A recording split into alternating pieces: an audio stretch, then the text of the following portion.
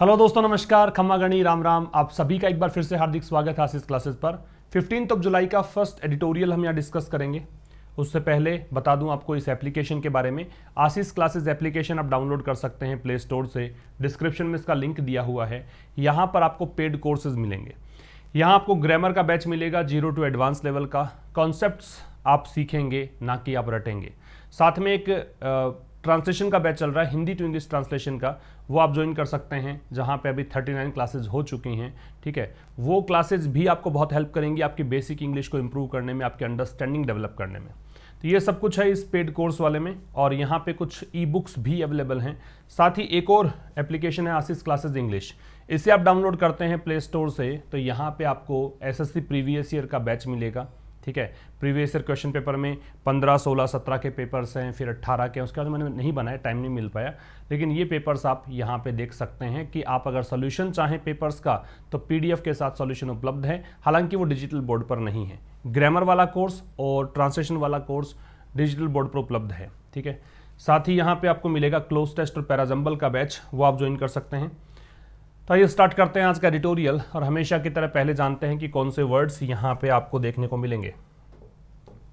तो सबसे पहला वर्ड दे रखा स्टिंगिंग। स्टिंगिंग का पार्ट ऑफ स्पीच होता है एडजेक्टिव।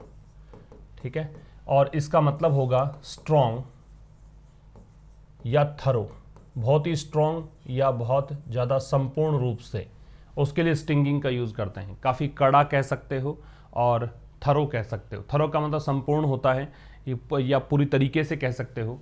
मर्क्यूरियल एडजेक्टिव है। जिन शब्दों के एंड में एल होता है वो एडजेक्टिव्स होते हैं। ये डिस्कशन हमने कल भी किया था।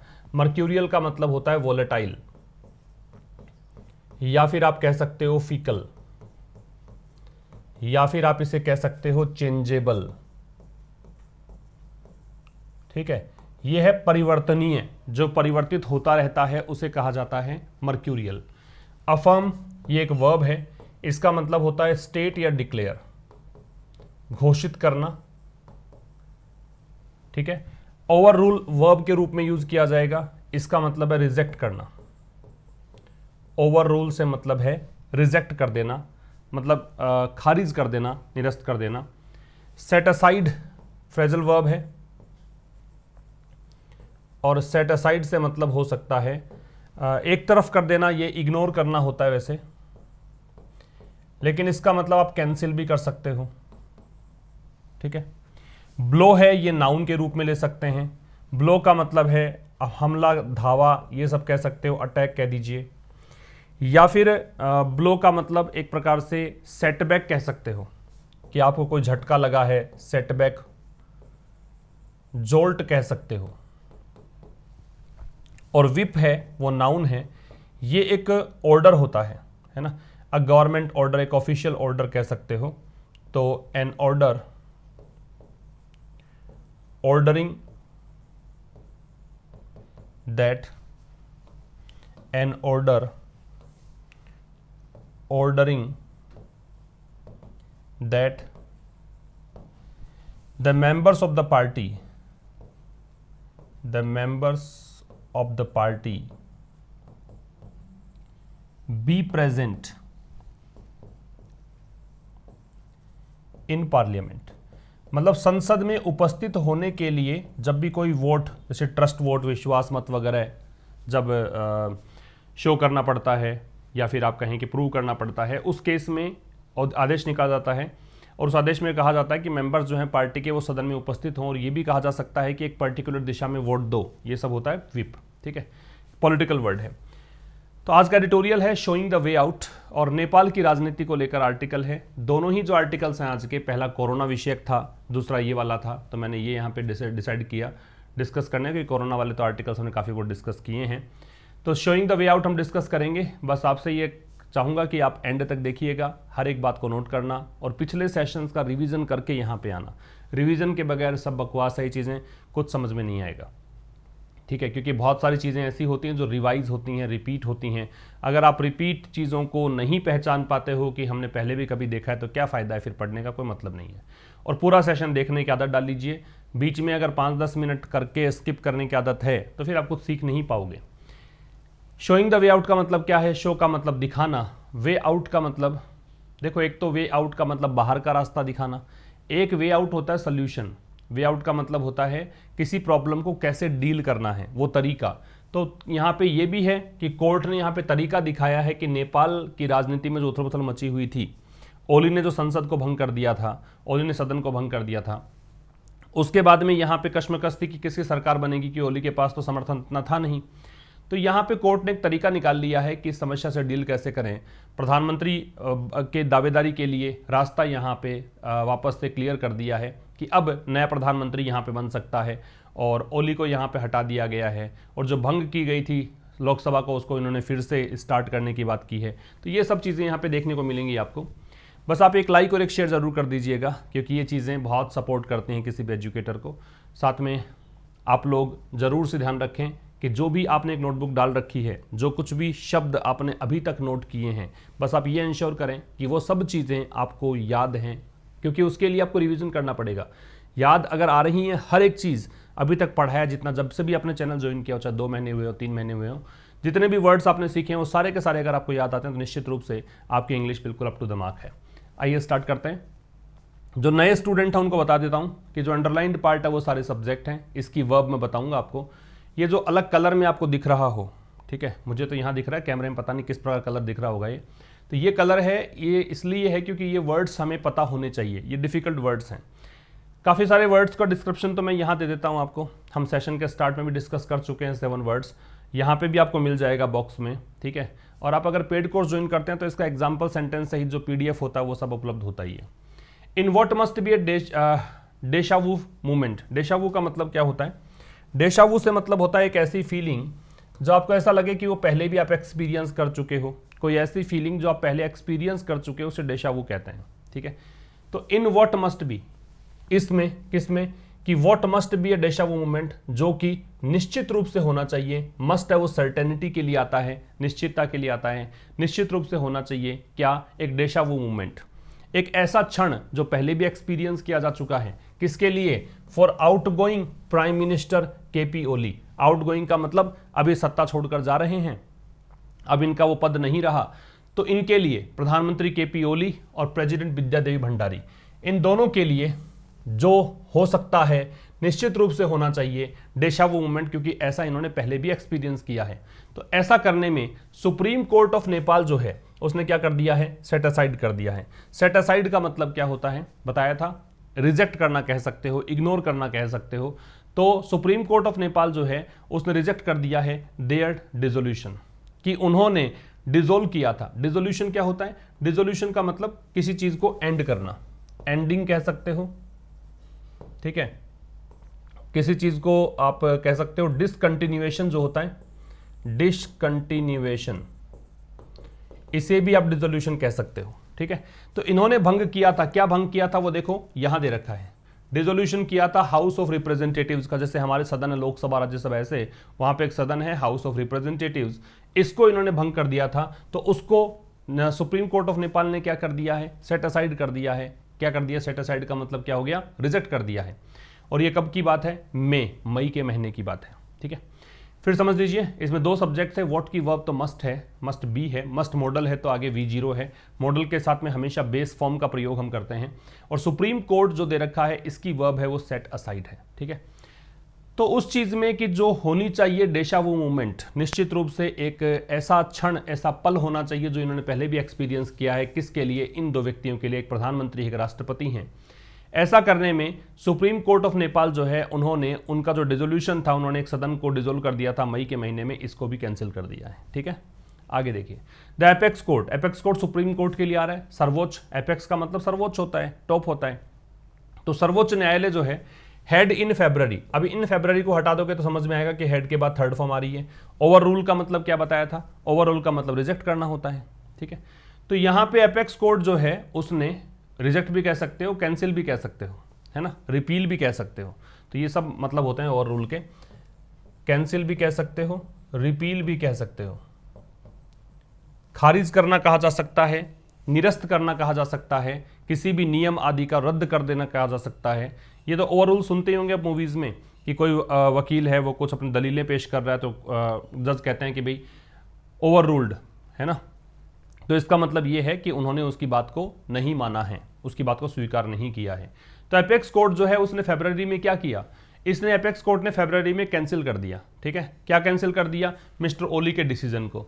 और मिस्टर ओली का डिसीजन क्या था, डिसीजन था दिसंबर 2020 में इन्होंने हाउस को डिसॉल्व करने का डिसीजन लिया था।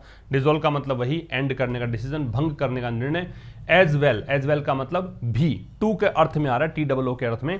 तो यहां पे कह रहा है एपेक्स कोर्ट ने फरवरी में मिस्टर ओली का जो डिसीजन था हाउस को डिसॉल्व करने का, दिसंबर 2020 में भी ये भी इन्होंने रिजेक्ट कर दिया था। ठीक है, बहुत आसान है। आप पॉलिटिकल आर्टिकल इतने मुश्किल होते नहीं हैं, स्पोर्ट्स आर्टिकल सबसे मुश्किल होते हैं। और 3 दिन से पेड कोर्स के विद्यार्थी जानते हैं कि 3 दिन से लगातार स्पोर्ट्स आर्टिकल हम डिस्कस कर रहे हैं सेकेंड एडिटोरियल के तौर पर, वहाँ पे काफ़ी सारे वर्ड्स मिलते हैं। लेकिन इतने भी कुछ काम के नहीं है कि आपके एग्जाम्स में जो पूछे जाते हैं वो फाइनेंशियल आर्टिकल पूछे जाते हैं। कई बार ऐसा कोई आर्टिकल, कल ही मुझे एक कमेंट मिला था एक स्टूडेंट का, कल या परसों की बात है, कि एक आर्टिकल आया था कोविड के बारे में, हमने डिस्कस किया था पेंडेमिक के बारे में, वो एज इट इज SBI के एग्जाम में पूछ लिया गया था।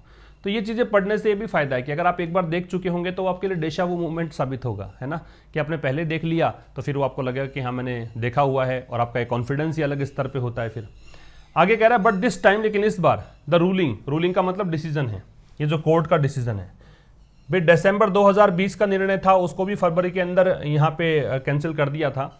लेकिन इस बार का जो निर्णय है वॉज मोर देन, वो कहीं अधिक था। किससे, just a rap on his knuckles. Rap on one's knuckles जो है ये एक फ्रेज है, इसका मतलब क्रिटिसाइज या ब्लेम करना, ये इससे कहीं अधिक था। भी ओली जो हैं प्रधानमंत्री थे, इनको सुप्रीम कोर्ट ने इस डिसीजन के द्वारा केवल इतना ही नहीं है क्रिटिसाइज किया है, दोषी बताया है, ब्लेम किया है इनको, इससे भी कहीं ज्यादा ये डिसीजन का मायने था। ठीक है, रूलिंग की वर्ब वॉज है, मोर डिग्री कंपैरेटिव है, इस कारण से देन आ रहा है। आगे देखें, the judgement also paved the way. Pave the way का मतलब होता है रास्ता क्लियर करना। पेव द वे का मतलब क्या होता है, रास्ता क्लियर करना या और चीजों को संभव बना देना, to make other things possible. ठीक है, तो ये जजमेंट जो आया है, जजमेंट मतलब रूलिंग, इसी को जजमेंट को रूलिंग कहा था वहां पे। तो ये जो रूलिंग आई है, इस रूलिंग ने क्या कर दिया, शेर बहादुर देउबा, ये एक अलग व्यक्ति जो प्रधानमंत्री पद के दावेदार हैं, अब इनके लिए रास्ता तय कर दिया है, कह सकते हो बिल्कुल स्पष्ट कर दिया है, रास्ता साफ कर दिया है ऑफ द नेपाली कांग्रेस। और किस पार्टी से संबंध है इस व्यक्ति का, NC से, नेपाली कांग्रेस से। और किसके लिए रास्ता यहां पे साफ कर दिया है कि इनको अपॉइंट किया जाए, टू बी अपॉइंटेड। चूंकि अपॉइंट किसी के द्वारा किया जाता है इसलिए पैसिव में लिखा है इसको। ठीक है, अगर केवल टू अपॉइंट होता है इसका मतलब तो ये होता कि शेर बहादुर देउबा किसी को अपॉइंट करेंगे, जबकि इनको खुद को अपॉइंट किया जाना है तो पैसिव है। ठीक है, तो नेपाली कांग्रेस के जो नेता हैं इनको अपॉइंट किया जाए किस रूप में, प्रधानमंत्री के रूप में। किसके बाद, आफ्टर रिकॉग्नाइजिंग, आफ्टर हो गया प्रपोजिशन। रिकॉग्नाइज का मतलब एक्सेप्ट करना, रिकॉग्नाइज का पहचानना, रिकॉग्नाइज का मान्यता देना, तो यहां पे एक्सेप्ट करना है। किसके बाद, उनके दावे को एक्सेप्ट करने के बाद। दावा किस आधार पे था, based on signatures of 149 law makers. Law makers कौन होते हैं, सांसद, विधायक, ये सब हो सकते हैं, तो यहां पे सांसद मान लो, चूंकि प्रधानमंत्री की बात है। तो ये आधारित था 149 सांसदों के हस्ताक्षर पर।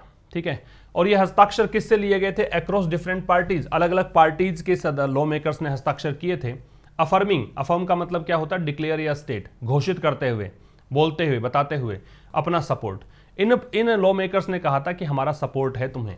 ठीक है, तो ऐसे 149 हस्ताक्षर इन्होंने दिखाए और इनको इन्होंने एक्सेप्ट कर लिया इस कोर्ट ने, इसलिए प्रकार से पेव द वे दे रखा है यहाँ पे कि जो जजमेंट था ऑल्सो। देखो ऑल्सो का प्रयोग बता रखा है मैंने कि या तो हेल्पिंग वर्ब के बाद में, याद रखें ऑल्सो जो है वो या तो लग जाता है सेंटेंस के स्टार्ट में, कोई भी सेंटेंस है उसके स्टार्ट में ऑल्सो लग जाएगा। दूसरी पोजीशन इसकी हो सकती है हेल्पिंग वर्ब के बाद में ऑल्सो लग जाएगा। तीसरी पोजीशन हो सकती है मेन वर्ब से पहले लग जाएगा। एक पोजीशन हो सकती है लिंकिंग वर्ब जो होती हैं is am are was were, उसके बाद में लग जाएगा। तो ये कुछ ऑल्सो की पोजीशंस होती हैं, याद रखेंगे आप। ठीक है, तो यहां देखें पेव्ड द वे, ये मेन वर्ब थी, इस कारण से ऑल्सो का प्रयोग इससे पहले है। तो ये जो जजमेंट है इसने शेर बहादुर देउबा जो नेपाली कांग्रेस के नेता हैं इनके लिए प्रधानमंत्री बनने का रास्ता साफ कर दिया कि इनको अपॉइंट किया जाए प्रधानमंत्री के रूप में। और किसके बाद में ये हुआ, आफ्टर प्रिपरेशन, तो ING लग गया कि उनका क्लेम था, उनका दावा था, और वो दावा किस आधार पर कर रहे थे, 149 लॉ मेकर्स के हस्ताक्षर इनके पास थे जो अलग अलग पार्टी से थे। और ये हस्ताक्षर उन्होंने जो किए थे ना वो अफर्म करते हुए किए थे। अफर्म का मतलब स्टेट करते हुए, डिक्लेयर करते हुए कि उनका सपोर्ट इस व्यक्ति के साथ है, इस आधार पर इन्होंने पेव द वे किया, इनका रास्ता साफ कर दे, प्रधानमंत्री भी बन सकते हैं। ठीक है, तो कहने का मतलब केपी ओली के बाद प्रधानमंत्री अब बनेंगे शेर बहादुर देवबा। आगे देखिए, द 5 मेंबर कॉन्स्टिट्यूशनल बेंच। एक बात समझिए, कॉन्स्टिट्यूशनल बेंच होती है उसमें सब कम से कम 5 सदस्य होने चाहिए। वैसे तो बेंच ही होती है, पीठ बोलते हैं, जजेस के समूह को बोलते हैं, लेकिन कॉन्स्टिट्यूशनल बेंच की खास बात होती है कि वहां पे कम से कम 5 जजेस होने चाहिए। तो ये 5 मेंबर हैं। ठीक है, अच्छा 5 मेंबर्स नहीं किया है क्योंकि आगे भी नाउन दे रखा है। अगर संख्या के बाद में एक से अधिक नाउन अगर दे रखी है ना आपको, तो फिर वो जो पहले वाले नाउन है वो नाउन मॉडिफायर बनता है, इसे एडजेक्टिव कहा जा सकता है। वैसे एडजेक्टिव नहीं है लेकिन एडजेक्टिव की तरह काम करता है, और चूंकि एडजेक्टिव का प्लूरल नहीं बनाया जाता इस कारण से इस मेंबर का मेंबर्स नहीं हो सकता। अगर आगे कॉन्स्टिट्यूशनल बेंच नहीं होता तो फिर यहाँ पे मेंबर्स हम कर सकते थे। तो कह रहा है 5 सदस्यीय जो कॉन्स्टिट्यूशनल बेंच है, ऑल्सो प्रोवाइडेड, देखो ऑल्सो की पोजीशन मैन वर्ब से पहले है। ठीक है, तो इसने भी प्रोवाइड किया the way out. Way out का मतलब कि किसी चीज को डील कैसे करना है या सोल्यूशन कह सकते हो। तो इन्होंने यहां पे हल निकाला किस चीज का, of the unending political deadlock. Deadlock क्या होता है, डेडलॉक का मतलब ग्रिड लॉक कह सकते हो या फिर आप इसे इम्पास कह सकते हो। कहने का मतलब एक प्रकार से गतिरोध की स्थिति जो होती है ना उसे कहा जाता है डेडलॉक। तो एक सॉल्यूशन यहां पे प्रोवाइड किया 5 मेंबर की कॉन्स्टिट्यूशनल बेंच ने, किस चीज का, अनएंडिंग मतलब कभी ना खत्म होने वाला जो राजनीतिक गतिरोध बना हुआ था, किस में, इन द हाउस, सदन में। और कैसे ये हल दिया, कैसे ये डील करने का तरीका बताया, अलाउ करके किसको, इंडिविजुअल लॉ मेकर्स को, मतलब हर एक सांसद को अलाउ करके कि वो अपनी पार्टी के विप्स को इग्नोर कर दे। सुप्रीम कोर्ट ने कहा कि तुम्हें कोई दिक्कत नहीं है, तुम्हारी पार्टी तुम्हें विप देगी। विप का मतलब बताया था आदेश कि भी संसद में उपस्थित हो और हम कहें वहां पे वोट डालो, लेकिन इसने कहा कि तुम तो इग्नोर कर दो, कोई दिक्कत नहीं, हम संभाल लेंगे ड्यूरिंग ए ट्रस्ट वोट, विश्वास मत के दौरान। ठीक है, that is a must win for mister Deuba. और इस प्रकार से ये जो कहानी बताई है ना, इस कारण से ये एक बिल्कुल निश्चित जीत हो गई है मिस्टर देवबा की। मस्ट का मतलब हो गया निश्चित, यहां पे सर्टेन। अब चूंकि इनके खिलाफ आने वाला कोई है ही नहीं, सुप्रीम कोर्ट ने यहां पे साथ दे दिया है, इसका मतलब निश्चित जीत है देवबा के लिए। फिर समझ लो, 5 मेंबर कॉन्स्टिट्यूशनल बेंच की वर्ब है वो प्रोवाइडेड है। वे आउट का मतलब सॉल्यूशन कह सकते हो, विप का मतलब ऑर्डर होता है, दैट है वो यहाँ पे रिलेटिव प्रोनाउन है। तो कह रहा है 5 मेंबर की कॉन्स्टिट्यूशनल बेंच ने यहाँ पे रास्ता बताया किस चीज का, अनएंडिंग पॉलिटिकल डेडलॉक का, सदन में। और कैसे बताया, इंडिविजुअल लॉ मेकर्स को अलाउ करके कि वो अपनी पार्टी के विप्स को इग्नोर कर सकते हैं। ठीक है, किस दौरान, ट्रस्ट वोट के दौरान, जो कि अब इस प्रकार से इस आदेश के कारण कि उन्होंने कह दिया कि इग्नोर करो। अगर ये मान लो विप के लिए इग्नोर करने को नहीं कहता कोर्ट, तो फिर तो क्या है कि हो सकता था कुछ ना कुछ रोड़ा अटक जाता इनके मार्ग में, लेकिन अब ऐसा नहीं, अब तो जीत सुनिश्चित है। The inability of mister Oli and mister Deuba. अब जो अयोग्यता है, असमर्थता है, इनएबिलिटी एबिलिटी का ऑपोजिट है, नाउन है, डे लग रखा है। ठीक है, तो मिस्टर ओली और मिस्टर देवबा की जो असमर्थता है किसमें, टू विन ट्रस्ट वोट्स, विश्वास मत को जीतने में, प्रायर टू, प्रायर में टू लगता है। ऐसे 10 वर्ड्स होते हैं जहां पे टू लगता है, जैसे जूनियर के साथ में, सीनियर के साथ में, या इंफीरियर के साथ, या प्रायर के साथ, सॉरी इंफीरियर के बाद ले लेते हैं हम सुपीरियर, इसका ऑपोजिट, सुपीरियर के साथ, या एंटीरियर के साथ, पोस्टीरियर होता, या प्रायर होता, या फिर प्रेफर होता, प्रेफरेबल होता, और या फिर एल्डर। ये 10 चीजें ऐसी होती हैं जहां पे टू लगता है। 1 2 3 4 5 6 7 8 9 10, इन 10 में टू लगता है भाई। ये डिग्री कंपैरेटिव के वर्ड्स हैं, फिर भी टू खास इसलिए हुआ क्योंकि डिग्री कंपैरेटिव में हम देन लगाते हैं, लेकिन यहां पे टू लगता है। प्रायर टू का मतलब इससे पहले। ठीक है, किससे पहले, डिसोल्यूशन डिसीजन से पहले। और ये डिसीजन किसका था, मिस भंडारी का, जो राष्ट्रपति थी। तो जो असमर्थता थी कि मिस्टर ओली और मिस्टर देवबा दोनों ही विश्वास मत यहां पे हासिल नहीं कर पाए थे, किससे पहले, जो सदन को भंग करने का निर्णय लिया गया था मिस भंडारी के द्वारा, उनसे पहले। देखो मिस इसलिए लग रहा है क्योंकि सेलिब्रिटी हैं, कोई भी महिला जो फेमस हो उनके नाम से पहले ऑनरिफिक वर्ड के रूप में आप मिज लगाते हैं, ना मिस ना मिसेज, मिज। ठीक है, ये महिलाओं के लिए, पुरुषों के पहले मत लगाना। तो कह रहा है कि ये जो इनेबिलिटी थी वॉज, ये थी, बिकॉज कारण क्या था, क्योंकि द सपोर्ट फॉर देम, उनके लिए जो सपोर्ट था ना इन द 275 मेंबर हाउस, 275 सदस्यीय सदन के अंदर, वो डिवाइडेड था, वो बटा हुआ था। Both the ruling communist party of Nepal and the opposition Janata Samajwadi party as rebel law makers raised suspension. ठीक है, तो कह रहा है कि भाई डिवाइडेड, किसको बांट दिया था इसने, इस मतलब सपोर्ट यहां पे बटा हुआ था। फिर समझ लेना, जो इनेबिलिटी थी मिस्टर ओली और मिस्टर देवबा की विश्वास मत को जीतने की, विश्वास मत हासिल करने की, किससे पहले, मिस भंडारी के द्वारा डिसोल्यूशन डिसीजन देने से पहले, वो इनेबिलिटी थी। क्योंकि बिकॉज यहां कंजंक्शन है, कारण था कि उनके लिए जो सपोर्ट था 275 मेंबर्स के हाउस में, उस सपोर्ट ने डिवाइड कर रखा था, है ना, इस सपोर्ट ने डिवाइड कर दिया था दोनों को। एक तो जो यूनिफाइड मार्क्सिस्ट लेनिनिस्ट, ये जो यूएमएल कहा जाएगा, इस पार्टी को, और साथ में यहां पे ऑपोजिशन पार्टी जनता समाजवादी पार्टी है, इसको, है ना, as rebel law makers risked suspension. कारण क्या था, क्योंकि जो रिबेल लॉ मेकर्स थे, लॉ मेकर सांसद, रिबेल का मतलब बागी, जो कि पार्टी की बगावत कर चुके पार्टी के खिलाफ, रिस्ड सस्पेंशन, क्योंकि इनको सस्पेंशन का खतरा था। रिस्क का मतलब क्या हो गया, खतरा होना। ठीक है, इनको खतरा था कि यहां पे सस्पेंड हो सकते हैं। ठीक है, समझ में आ गया होगा, आसान सी चीजें हैं, वैसे कोई खास बात नहीं है। प्रायर में टू लगेगा, जरूर ध्यान रखेंगे। आगे आ जाइए।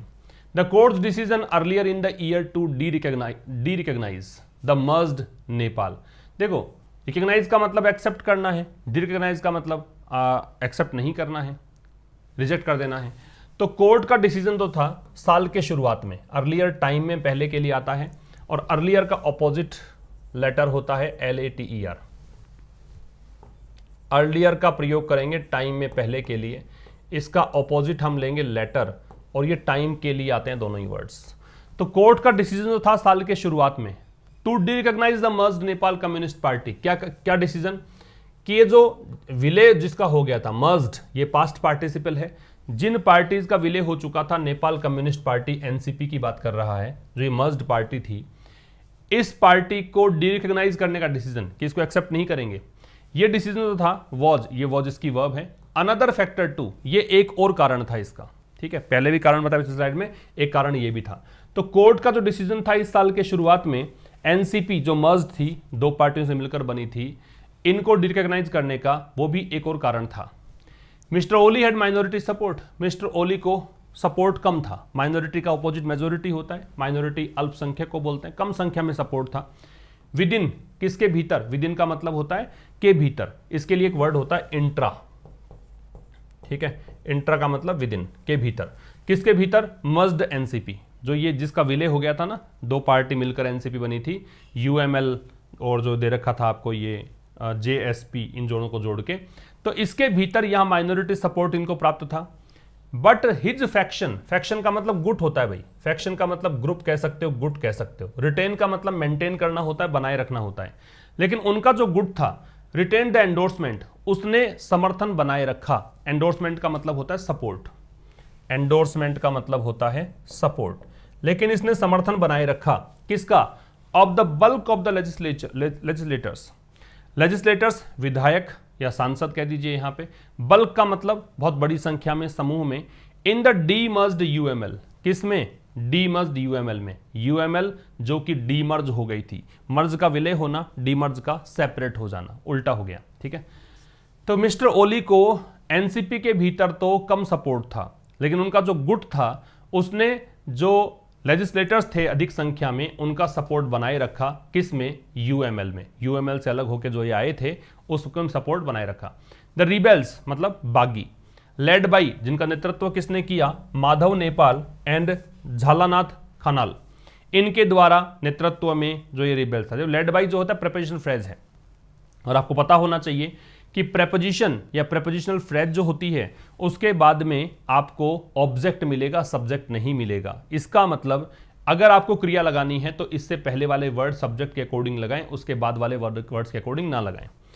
तो रिबेल्स जो हैं, जिनका नेतृत्व माधव नेपाल और झालानाथ खनाल ने किया, वो रिबेल्स वर लिमिटेड टू, वो सीमित थे। लिमिटेड टू का मतलब होता है कन्फाइंड टू, वो सीमित थे। और किससे सीमित थे, अ स्मॉलर फैक्शन, एक छोटे गुट तक। ठीक है। इनकी जो मतलब कहें कि बाउंड्री थी ना, वो छोटे गुट तक ही सीमित थी। इनका गुट जो था उनकी अपेक्षा छोटा था। भाई यूएमएल के अंदर ही क्या था, एक गुट तो केपी ओली का था, एक गुट जो था माधव नेपाल और एक खनाल, इनका गुट था। The other component of the NCP, component का मतलब सेगमेंट होता है, पार्ट होता है, भाग। तो एक और जो पार्ट था एनसीपी का, the communist party of Nepal, वो पार्ट क्या था, माओइस्ट सेंटर, माओवादियों का केंद्र था ये, communist party of Nepal. Meanwhile, इसी दरमियान, ड्यूरिंग को बोलते हैं मीनवाइल, प्रेपोजिशन है, कह रहा है कि इसी दौरान, सॉरी मीनवाइल यहां पे कंजंक्शन है, एंडोर्स्ड मिस्टर देवबाज कैंडिडेसी, इसने मिस्टर देवबा के कैंडिडेसी मतलब उम्मीदवारी को एंडोर्स किया, मतलब सपोर्ट किया। अब एक और सेगमेंट जो था एनसीपी का, वो सेगमेंट का नाम है कम्युनिस्ट पार्टी ऑफ नेपाल, इसने इसी दरमियान एंडोर्स किया किसको, मिस्टर देवबा के कैंडिडेसी को, इनकी उम्मीदवारी को।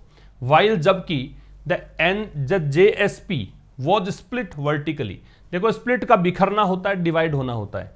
वर्टिकली होता है तो जैसे मान लो कि बराबर बराबर ऐसे कोई नेता हैं, है ना, और वर्टिकली स्प्लिट कर दिया, इसका मतलब ये दो पार्ट कर दिए, ये एक पार्टी में रह गए, ये एक पार्टी में रह गए, इसको बोलते हैं वर्टिकल स्प्लिट होना, ठीक है।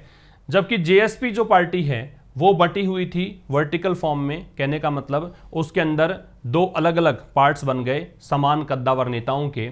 इसमें क्या हुआ, महंता ठाकुर राजेंद्र जो थे और महातो, महंता ठाकुर और राजेंद्र महातो दो व्यक्ति हैं, इनके नेतृत्व में जो फैक्शन था, गुट था, उसने तो मिस्टर ओली का सपोर्ट किया एज अपोज टू, और जबकि इसके विपरीत क्या हुआ, the Baburam Bhattarai and Upendra Yadav led faction, किसके विरोध में, इनका, मतलब ये जो फैक्शन था ना, ये इनके विपरीत खड़ा था।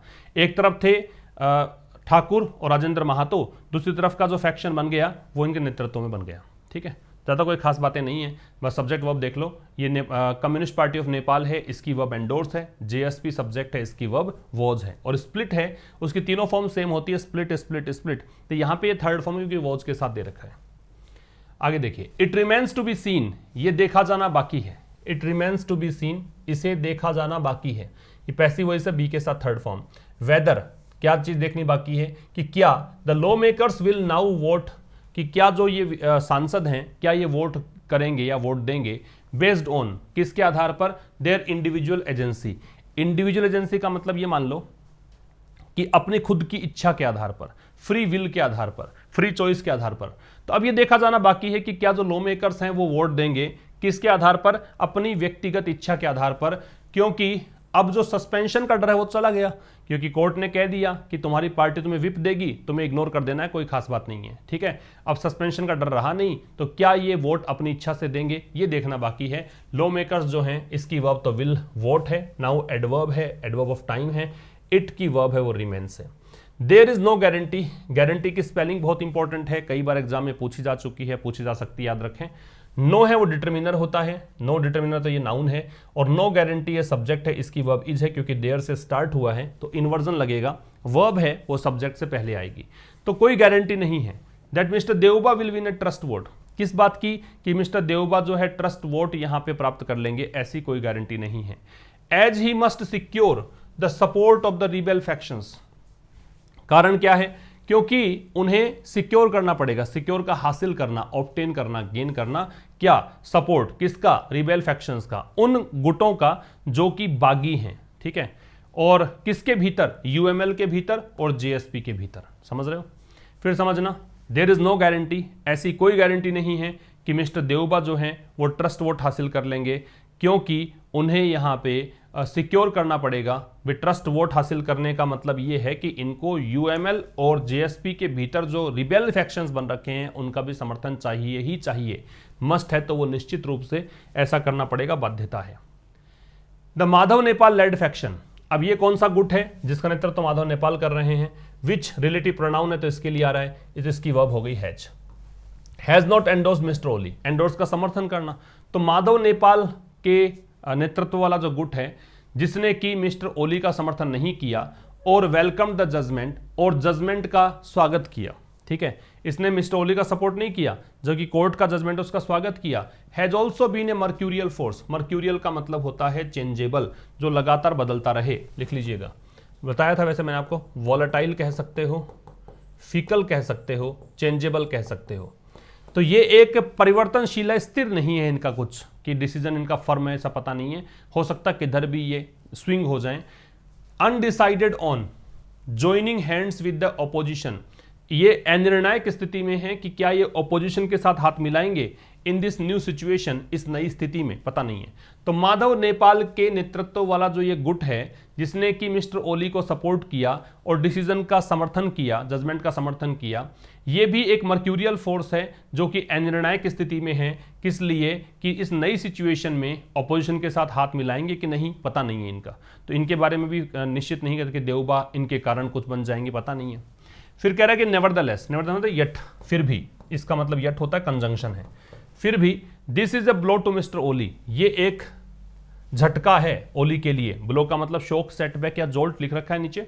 ब्लो नाउन है क्योंकि डिटर्मिनर के बाद दे रखा है। तो ये झटका है मिस्टर ओली के लिए। हुज ब्रिंकमैनशिप, ब्रिंकमैनशिप का मतलब एक प्रकार से मान लो कि एक उनके जो डिसीजन मेकिंग है, या फिर कहें कि वो इस ओहदे पर थे कि सारे डिसीजन उन्हीं के थे, ये है ब्रिंकमैनशिप। एंड ऑथोरिटेरियन का मतलब होता है निरंकुश, डेस्पोटिक टाइप कह सकते हो, डेस्पोटिक, निरंकुश, किसी की नहीं सुनना, टायरेनिकल, ठीक है, टायरेनिकल भी कह सकते हो, जो किसी की नहीं सुने, निरंकुश हो, तानाशाही हो, उसको बोलते हैं।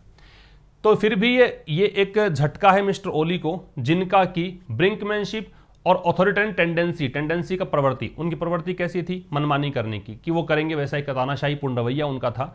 Have come at a difficult time for Nepalese, वो बड़े मुश्किल टाइम पर आए थे नेपालीज के लिए। और नेपालीज कौन से, जो रील कर रहे हैं, रील का मतलब जो पीड़ित हैं, जो सफ़र कर रहे हैं, जो मतलब अपसेट हैं, किस चीज़ को लेकर, कोविड-19 आउटब्रेक को लेकर, ठीक है। तो बहुत ही सरप्राइज या अपसेट होने की स्थिति, बहुत दुखी होने की स्थिति, पीड़ित होने की स्थिति रील बोलते हैं। तो जो कि कोविड-19 आउटब्रेक, आउटब्रेक का मतलब एक सडन इमर्ज होने की प्रोसेस, इरप्ट होने की प्रोसेस, आउटब्रेक का मतलब इरप्ट कह सकते हो। अचानक से बीमारी जो आ गई उसके कारण नेपाली वैसे ही जूझ रहे हैं, उस समय इनकी टेंडेंसी ये देखने में आई थी, इस कारण से ये झटका इनको लग गया।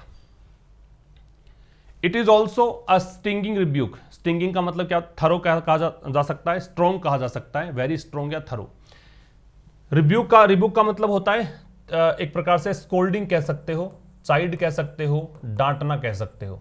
तो ये एक बड़ी धमकी है मिस भंडारी के लिए, मतलब एक आड़े हाथों लिया गया है और पूरी तरीके से लिया गया है, स्टिंगिंग एडजेक्टिव है यहाँ पे। हुज एक्शंस, जिनके एक्शंस जो थे प्रेसिडेंट के रूप में। रबर स्टैंपिंग, रबर स्टैंप यहाँ पे वर्ब है, इसका मतलब है अप्रूव कर देना, बिना सोचे विचारे अप्रूव कर देना, ठीक है। जो तुम जो कुछ भी लेके आओ उस पर अप्रूवल, रबर स्टैंप लगा दी, कुछ देखा नहीं, कुछ पढ़ा नहीं डॉक्यूमेंट्स को, उसको रबर स्टैंपिंग बोलते हैं। तो ये एक बहुत ही पूरी तरीके से या बहुत ही स्ट्रॉन्ग रिबूक है, एक प्रकार से लताड़ा गया है मिस भंडारी को, जिनके जो कार्य रहे प्रेसिडेंट के रूप में। क्या कार्य रहे, उन्होंने अपने फॉर्मर पार्टी कलीग, जो भूतपूर्व पार्टी के साथी नेता थे मिस्टर ओली, उनके डिसीजंस को इन्होंने अप्रूव करती रही थी। ये have called into question, call into question का मतलब होता है raise question, call into question का मतलब रेज क्वेश्चन, प्रश्न खड़ा करना। तो इसने प्रश्न खड़ा कर दिया है। Her role as a constitutional functionary, कि उनका जो रोल था एक संवैधानिक फंक्शनरी, फंक्शनरी मतलब कार्य काम करने वाला, कि एक संवैधानिक पद इनका था। जैसे मुख्य पद तो प्रधानमंत्री का हमारे भारत में वैसा ही इनके साथ है, मुख्य पद जो है प्रधानमंत्री का है, ये एक संवैधानिक पद है, ठीक है। तो इस रूप में इनका जो रोल रहा उस पर क्वेश्चन मार्क लगा दिया है, जो भी इन्होंने कुछ किया, ठीक है। इट की वर्ब इज है, ऑल्सो है वो लिंकिंग वर्ब के बाद में है, स्टिंगिंग एडजेक्टिव है, रिबूक नाउन है। मिस भंडारी, मिस क्यों आया बताया मैंने आपको। हुज पजेसिव एडजेक्टिव है, मिस भंडारी के लिए है। हुज एक्शंस, एक्शंस चूंकि पजेसिव एडजेक्टिव है तो नाउन लग गया, नाउन लगता है एडजेक्टिव बाद में। रबर स्टैंप एक वर्ब है, फॉर्मर है, भूतपूर्व के लिए यूज करते हैं। कलीग का मतलब साथ काम करने वाला है। कॉल इनटू क्वेश्चन एक फ्रेज है, इसका मतलब होता है रेज क्वेश्चन। आगे देखिए, mister Deuba has his task cut out, ये इसका मतलब होता है डिफिकल्ट काम होना, बड़ा ही मुश्किल काम होना। तो मिस्टर देवबा के पास बड़ा मुश्किल काम है, बट अ फर्म मैसेज, लेकिन एक दृढ़ संदेश, फर्म का मतलब बिल्कुल स्ट्रॉन्ग, एक स्ट्रॉन्ग मैसेज जो है, unity Ekta, and consultative governance, और कौन सा, कि गवर्नेंस ऐसी हो, शासन ऐसा हो जिसमें सभी के साथ चर्चा करके हम आगे बढ़ें, कंसल्ट करके आगे बढ़ें। ये जो चीज है ना वो ब्रिंग अबाउट कर सकती है। ब्रिंग अबाउट का मतलब है cause to happen, cause to happen, तो इसके कारण आ सकता है, ये घटित कर सकता है क्या, पॉलिटिकल स्टेबिलिटी। राजनीतिक स्थिरता, समथिंग ये कुछ ऐसा है, दैट इसको देख के रिलेटिव प्रोनाउन है, that is long been eluded, elude का मतलब बचना, एल्यूड का मतलब प्राप्त नहीं कर पाना, सफल नहीं होना। तो जिसमें सफलता नहीं मिली है या प्राप्त नहीं कर पाए हैं नेपाल, ठीक है, नेपाल में पॉलिटिकल स्टेबिलिटी नहीं आ पाई है। ड्यूरिंग, दौरान, किस दौरान, दोनों चीजों के दौरान। बोथ के साथ एंड लगेगा, कोरिलेटिव कंजंक्शन है, जैसे बोथ के साथ एंड, इधर के साथ और, निदर के साथ नोर, ये सब कोरिलेटिव कंजंक्शंस होते हैं। दोनों के दौरान, दोनों कौन कौन से, एक तरफ कई बार इनका जो शासन था वो था मोनार्की, मतलब राजतंत्र चलता था यहाँ पे, संवैधानिक राजतंत्र के दौरान, और दूसरी तरफ रिपब्लिकन पीरियड्स, ये गणतंत्र जब यहाँ पे स्थापित हुआ, लोकतंत्र यहाँ पे आया, उस समय भी नहीं यहाँ पे आया। मतलब राजतंत्र था तब भी स्थिरता नहीं थी और इस समय भी स्थिरता नहीं है। लगातार सरकार चेंज होती रहती है यहाँ पे, बार बार में आप देखेंगे इतिहास उठा के, तो यहाँ पे सरकारें लगातार चेंज हुई हैं, ठीक है। तो ये सब कुछ था आज के एडिटोरियल में। अब इसको आप ज़रूर से शेयर कर दीजिएगा। मिलेंगे कल ठीक शाम 5 बजे एक नए सेशन के साथ, तब तक के लिए नमस्कार, थैंक यू वेरी मच।